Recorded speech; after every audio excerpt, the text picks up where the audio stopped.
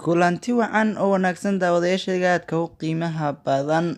halkan walkani baahinta wararka fadlan haddii aad ku cusub tahay waxaan si cusub kaaga codsan inaad subscribe saartid sidoo kale kambalka furatid si aad la socoto fiidiyodan soo gelino maalin kasta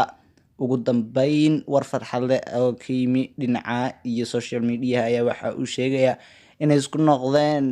labadii jacaylka wada abuuray ee kala ahaa Farxaan Yare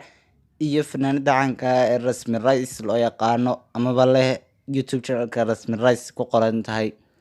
labadan ayaa lagu soo waramayaa labadan qof ee kalgacalku soo biyadhigay ayaa lagu soo waramayaa inay muddooyinka ugu dambeeyay xiriirkooda xagga jacaylka ah uu aad u soo burburayo amaba se uu soo daciifayo xagga xiriirka jacaylka oo ka yimaanay dhinaca iyo Farxaan Yare isagoo oo si wala ka ah gabadhiisa Rasmi Reys u furay ama xaaskiisa ama kalgacaladiisa Rasmi Reys u furay si wala ka ah iyadoo la sheegayo waliba warar uu ugu sii daray dil saadaradeedna uu ka soo dhacay ilmihi yaraa ee uurka ka siday balse warar farxad leh oo ilaa haddana soo gaaray ayaa waxa uu sheegayaa inay isku noqdeen labadan kalgacaylka wada abuuray waa Farxaan Yare iyo Rasmi Reys haddaba maxaad ka odhan kartaa